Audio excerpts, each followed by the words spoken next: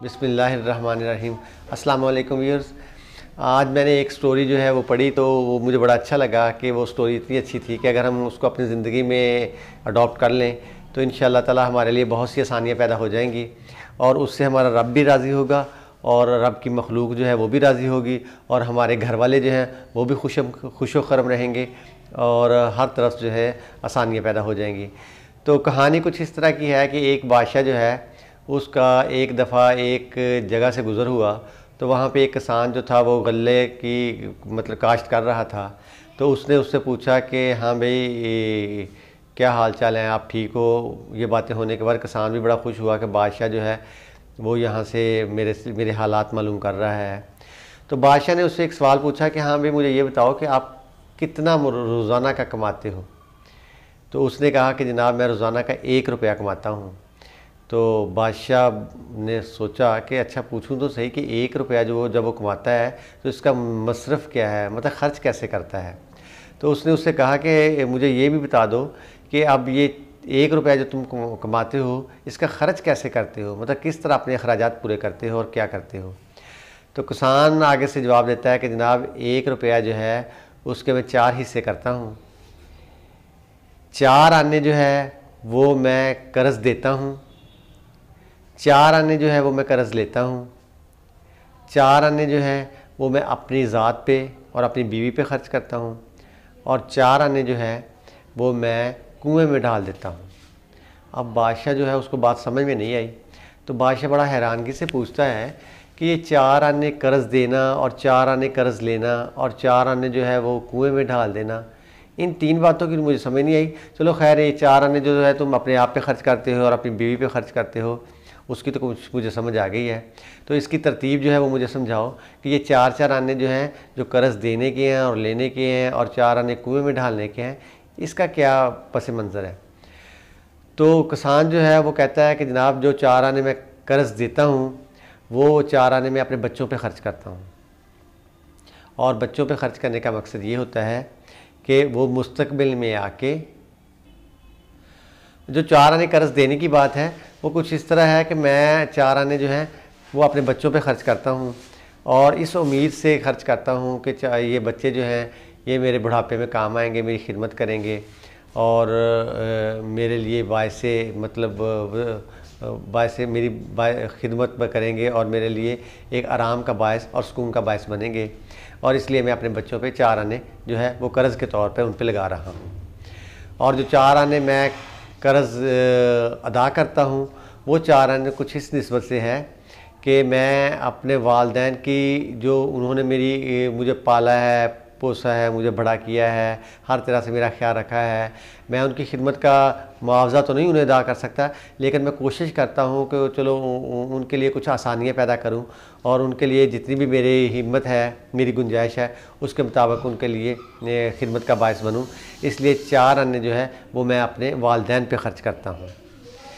तो जो 4 आने मैं कुएं में डालता हूँ उसका मकसद ये होता है कि मैं 4 आने जो हैं वो मतलब किसी गरीब के, किसी मुहताज के लिए सर्फ़ कर देता हूँ और उनको जहाँ पे ज़रूरत महसूस करता हूँ कि इन लोगों को ज़रूरत है उनकी मदद कर देता हूँ।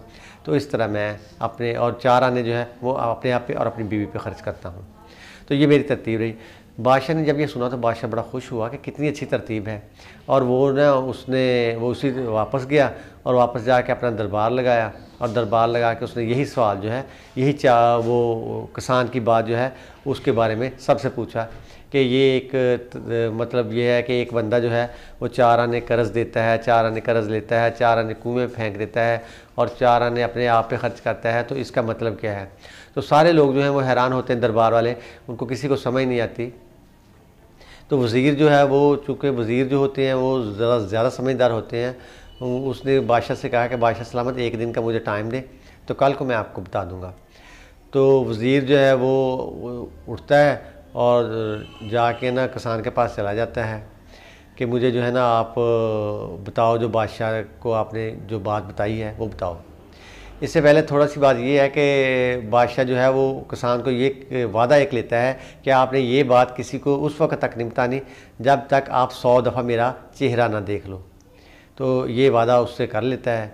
तो जब वज़ीर उसके पास जाता है तो किसान कहता है कि जनाब मैं ये बात आपको नहीं बता सकता क्योंकि मेरा ना बादशाह से वादा हुआ है कि मैं ये कब बात किसी को नहीं बताऊँगा। तो फिर वज़ीर के किसान के जहन में एक तरकीब आती है, वो कहता है कि मैंने 100 दफ़ा बादशाह का मुंह देखने का कहा था। तो वज़ीर को कहता है कि आप 100 सिक्के निकालो और 100 अशरफियाँ मुझे दे दो। वो 100 अशरफियाँ दे देता है। वज़ीर हर अशरफी को देखता है और गिन गिन के 100 अशरफियाँ पूरी करके रख लेता है और उसको ये सारी बात बता देता है कि इसके जो तरतीब है वो इस तरह है। अब अगले दिन फिर दरबार लगता है तो बादशाह फिर पूछता है कि हाँ भाई मुझे बताओ कि जो किसान वाला सवाल जो कल मैंने आपसे पूछा था किसको उसका जवाब का पता चला है। तो वज़ीर बता देता है सारा कुछ। तो बादशाह को बहुत गुस्सा आता है कि किसान ने उसके साथ वादा खिलाफ़ी की है और उसे सज़ा देने के लिए वो अपने बंदे भेजता है और उसको दरबार में बुला लेता है। जब किसान आता है तो बादशाह कहता है कि तुमने वादा खिलाफ़ी की है, कि तुम्हें चाहिए था कि तुम ना बताते। किसान कहता है कि जनाब मैंने कोई वादा खिलाफ़ी नहीं की। वो बादशाह पूछता है कि अच्छा किस तरह तूने वादा खिलाफ़ी नहीं की, ये तो बात तुम्हें और मुझे पता था, किसी और को पता नहीं था, तो फिर किस तरह तुमने ये इसको वज़ीर को कैसे पता चला। तो किसान आगे से कहता है कि हुजूर बात कुछ इस तरह की है कि मैंने वज़ीर साहब से 100 अशरफियाँ ली, हर अशरफी पे आपकी तस्वीर थी, मैंने 100 अशरफियाँ गिनी हैं और हर तस्वीर को मैंने देखा है। तो इस तरह 100 दफ़ा आपका चेहरा मुबारक मैंने देख लिया। तो ये 100 दफ़ा देखने के बाद मैंने वज़ीर को सारी बात बता दी कि किस तरह मैंने वो तरतीब रखी हुई है।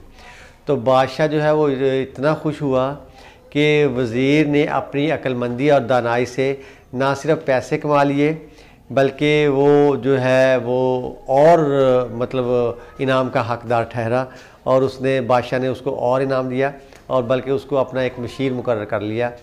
तो बात बताने का मकसद ये है कि मुझे तो ये बात बताने के इसलिए शौक़ पैदा हुआ कि ये एक तरतीब जो है कि आप अपनी कमाई का कुछ हिस्सा जो है अपने वालिदैन पे ख़र्च करें, कुछ हिस्सा अपने बच्चों पे और अपनी बीवी पे ख़र्च करें, कुछ हिस्सा जो है वो अल्लाह की राह में सदका करें, अल्लाह की राह में गरीबों की, मोहताजों की, ज़रूरतमंदों की मदद करें और बाकी कुछ हिस्सा जो है वो मतलब अपने आप पे और अपनी बीवी पे ख़र्च करें। इस तरह 4 हिस्से जो हैं उनका ख़र्च करने से आपकी कमाई में एक तो अल्लाह ताला बरकत डालेगा और एक आपकी ज़रूरियात ज़िंदगी और आपके वालिदैन और आपके बच्चे और आप सोशल लाइफ जो है वो सारी आपके लिए बहुत बेहतरीन हो जाएगी।